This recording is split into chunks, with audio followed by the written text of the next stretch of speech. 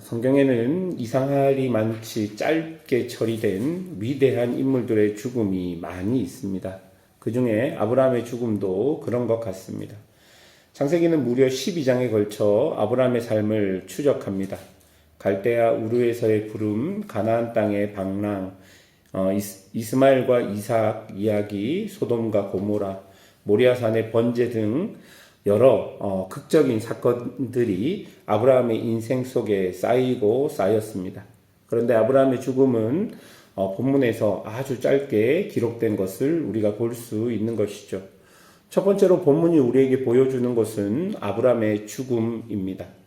아브라함은 사라가 죽은 뒤에 그두라라 하는 여인을 취하게 됩니다. 그리고 그 사이에 시므란과 욕산, 무단과 미디안, 이스박과 수아 6 아들이 태어나게 됩니다. 손자들까지 이어지는 족보가 본문에 펼쳐져 있는 것이죠. 그런데 본문은 이것을 단순한 족보 나열에 두지 않고 그 한가운데에 아브라함의 죽음을 선언합니다. 8절에 보면 아브라함이 나이가 많아 늙어 기운이 다하여 죽어 자기 열조로 돌아갔다라는 구절이 있게 되는 것이죠.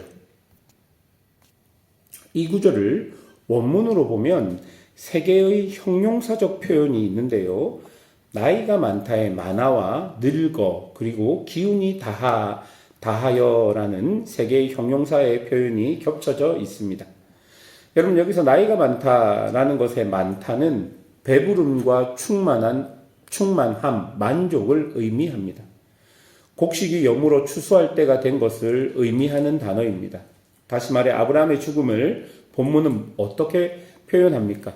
덜 익은 채로 떨어진 죽음이 아니라 충분히 여물어 거두어진 죽음이라고 표현하는 것이죠. 이것은 성경이 좋은 죽음, 그러니까 충만한 죽음에 붙여주는 언어입니다.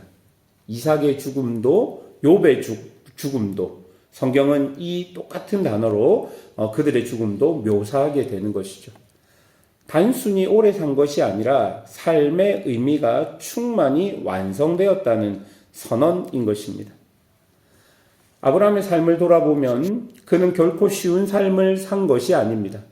고향을 떠났고 가족 안에서의 갈등이 있었고 믿음이 흔들려 거짓말도 했고 이스마엘을 내보내야 하는 아픔도 있었습니다. 그리고 이삭을 잡으러 모리아산으로 올라가야만 했던 적도 있습니다. 그럼에도 불구하고 그의 마지막은 충만한 죽음이었던 것이죠. 성경이 왜 그의 죽음을 충만한 죽음이라고 평가하겠습니까? 그것은 하나님이 약속하신 것들의 방향을 향해 달려가고 있었기 때문입니다.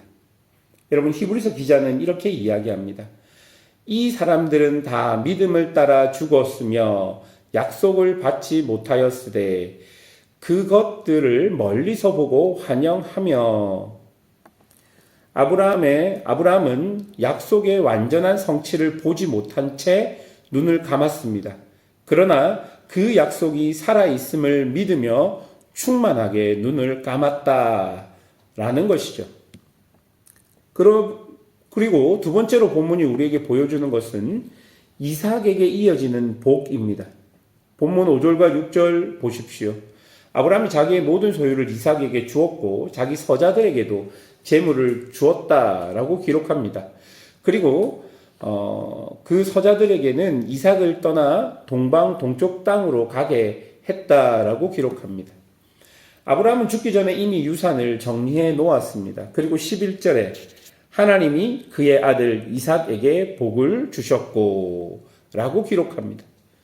여러분, 이 기록은 단순히 이사의 내용을 기록하는 것이 아니라 하나님이 이삭에게 복을 주셨다 라는 이 한 문장을 통해서 결정적인 언약이 이삭에게 전달된 것을 우리에게 보여줍니다.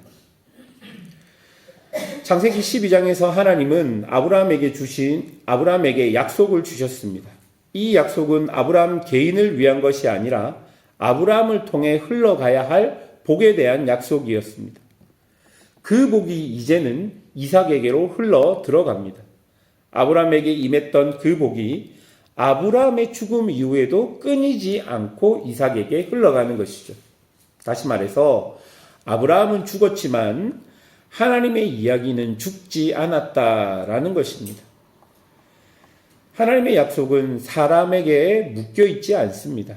하나님은 아브라함을 도구로 쓰셨지만 하나님의 목적은 아브라함보다 크셨습니다. 여러분, 이 진리는 오늘 교회에서도 그대로 해당됩니다.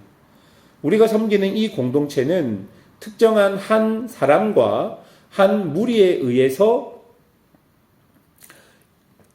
처음에는 세워졌을 수도 있습니다. 그러나 여러분, 그런 사람들이 교회를 떠난다 할지라도 교회는 하나님이 이끌고 가시고 복 또한 다음 세대로 하나님이 전달해 주신다라는 것이죠. 하나님의 이야기는 항상 우리 각자보다 크다는 것을 우리가 기억해야 한다라는 것입니다.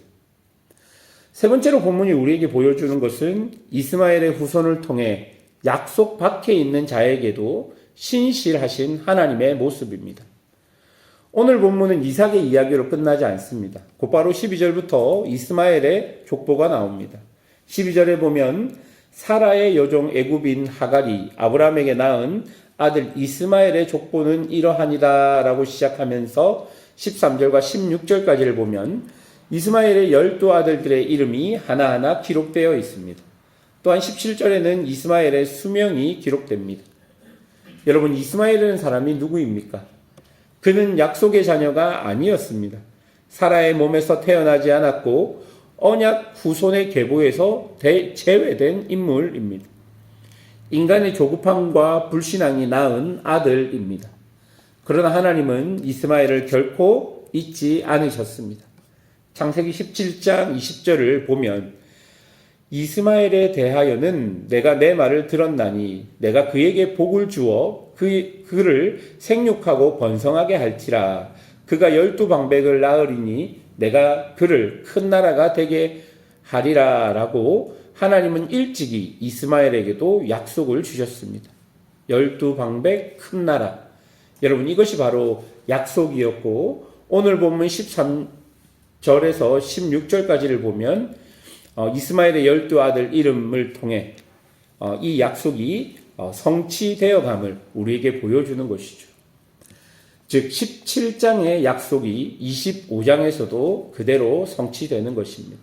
하나님은 약속하신 것을 이루었습니다. 여러분, 이스마엘의 이런 모습을 보면 우리에게 왠지 모르게 불편한 마음이 들 때가 있습니다. 하나님의 언약 안에 있지 않은 자들, 하나님의 특별한 부르심 밖에 있는 자들에게도 하나님은 신실한가?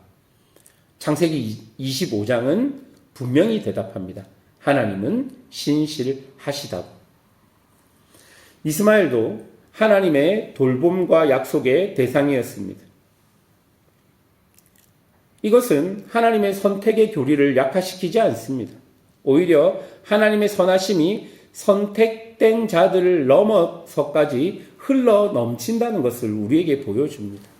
하나님의 신실함은 그분이 약속하신 모든 곳에서 입증된다라는 것을 우리가 기억해야 할 것입니다. 여러분, 우리 주변에도 하나님의 언약 밖에 있는 사람들이 있습니다. 우리 가족 중에, 이웃 중에, 직장 동료 중에 그러나 그들에게도 하나님의 관심과 돌봄은 여전히 신실하게 닿고 있다는 것을 우리는 기억해야 할 것입니다. 우리는 그 신실하신 하나님을 그들에게 전할 책임이 있는 것이죠. 그리고 동시에 우리 자신이 받은 특별한 부르심, 이 부르심을 가벼이 여기지 말아야 할 것입니다. 말씀을 맺겠습니다. 아브라함은 죽었습니다. 그러나 하나님은 여전히 살아 계십니다. 아브라함의 이야기는 이제 끝났습니다. 그러나 하나님의 이야기는 계속 진행되고 있습니다. 이삭에게 복이 흘러가고 이스마엘에게도 약속이 이루어집니다. 하나님은 아브라함이라는 도구를 사용하셔서 하나님의 뜻을 충만하게 이루셨지만 하나님은 아브라함 안에 갇혀 계시지 않으셨습니다.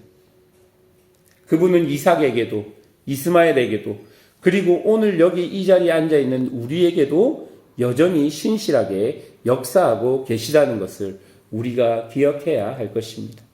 인간이 가장 두려워하는 죽음도 하나님의 신실하심 앞에서는 아무것도 아닌 것을 본문이 보여주고, 인간이 가장 두려워하는 죽음도 하나님의 약속을 끊을 수 없다는 것을 우리에게 오늘 본문은 보여줍니다.